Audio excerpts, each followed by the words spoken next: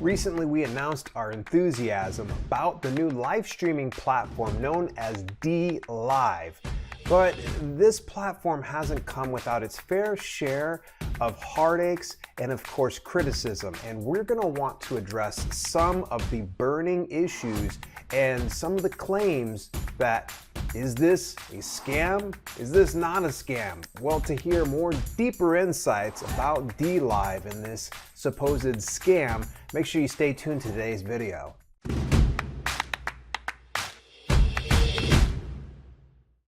This is Live Streaming Tech, where you'll learn how to stream like a pro with technology you should know. Before we do jump into things, I'd like to know, what is your preferred platform for live streaming on? Are you a fan of YouTube, Facebook, Twitch, or even the one we're going to talk about today in DLive? As mentioned before, there has been a fair share of criticism regarding DLive. So without me kind of mincing any kind of words, I'm going to send this over to Walt. Okay, here I am again coming at you with another DLive video. The reason being is after we posted the last DLive video, we have seen a bunch of chatter on the internet, YouTube videos and whatnot, claiming that DLive is a scam. Now here's my take on it. Let's clear the air right now. I don't work for DLive. I'm not getting paid by DLive to pimp their platform whatsoever. So, with that being said, let's move on. Now, the word scam has been thrown around very loosely when it comes to describing DLive. I cringe at that word. Unless you can really prove it, and it hasn't been proven that is a scam. Does it look too good to be true on paper? Yes, it does. And I would say, you know, that is worth going in with optimism and looking at it more safely.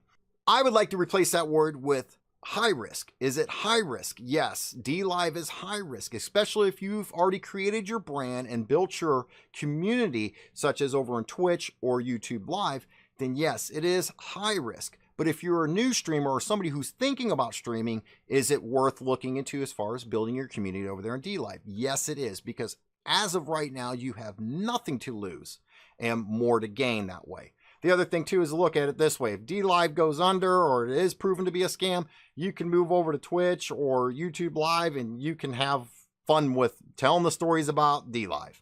Next thing is DLive truly decentralized?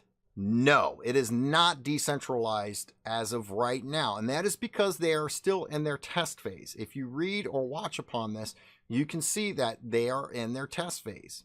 Next one. Is DLive paying out for the LINO? And whether the debate is whether it's called LINO or LINO, you know what? Even the creator, Wilson, it's up for debate. They said that they might even have a vote on what is actually pronounced, whether it's LINO or LINO. But yes, they are paying out for the LINO accumulated over on DLive. There have been many streamers now that have come out and shown and proven that yes, I can cash out on my LINO over here on DLive. They've been streaming there for a few months now, so they have accumulated enough to cash out, because you need a minimum of 2,000 LINO before you can cash out. The other question is how do I know that they're being truthful? Well, you can actually go to the streamer's page and click on transactions, scroll down, and you can see the LINO they have accumulated, how they have accumulated it, how many LINO they've locked in, and how much they've cashed out on. And I love this. That is the perfect transparency. So there's no more of the YouTube stuff where it's like, well, how much does PewDiePie make? Well, we can only speculate unless he comes out and says how much he makes every year. Over there on DLive, you can exactly see how much they make via the LINO transactions. Next one. Is LINO a true cryptocurrency? No. As of right now, LINO is not a true cryptocurrency, and the reason being is because, one, they are in the testnet phase. They have not gone over to the mainnet, nor can the currency be traded off of DLive. Normally, for you to be classified as a cryptocurrency, it has to be out of that testnet phase, and most of the time, it has to be tradable elsewhere off the platform. Think about LINO this way. Think about it as in Twitch bits. And if you look at the terms of service, in which a lot of people get freaked out when they look at the DLive terms of service, saying that the LINO has no value. Guess what? It says pretty much the same thing when it goes for Twitch bits. Twitch bits have no value. They have no currency. Now, we know as streamers over on Twitch that for every bit that we receive 1 US cent, or 100 bits equals 1 US dollar. The thing is when you as the viewer buy those bits, that is for entertainment purposes only. You are cheering. You are not donating to the streamer. You're basically, think about this way. You are paying to use that emote is all that it boils down to. And later on, that converts over to cash for the streamer. Now, the streamer over on Twitch doesn't need to convert at the end of the month or every second day of the month or whatever. They get paid out once they hit that $100 mark and on a 30-day cycling process.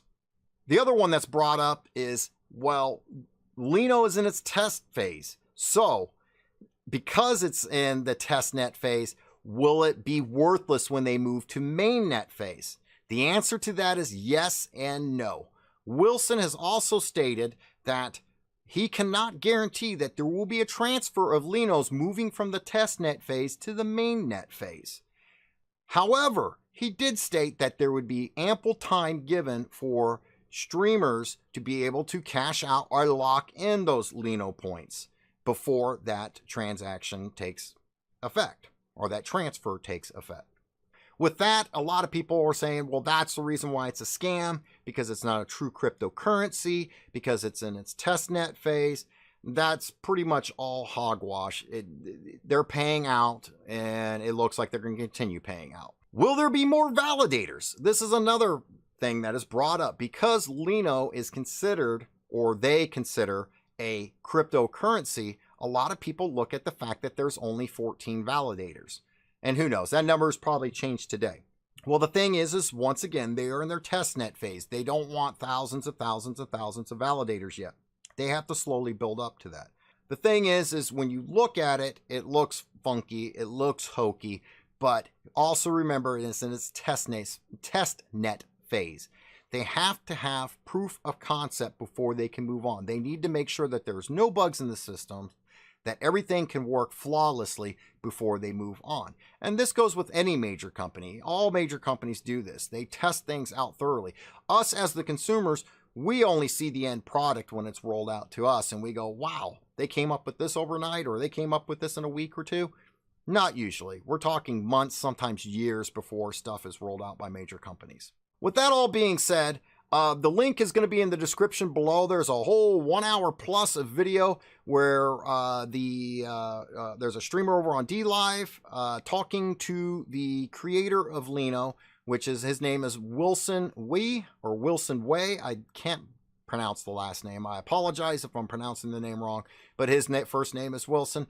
Go check that video out and listen for yourself and view for yourself what they are trying to do over on DLive, and maybe you'll have a difference of opinion.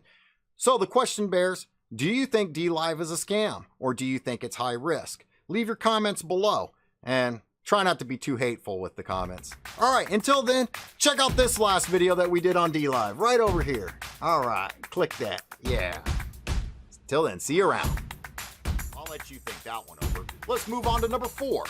Because DLive is a new platform, it has much looser regulations than that to the giant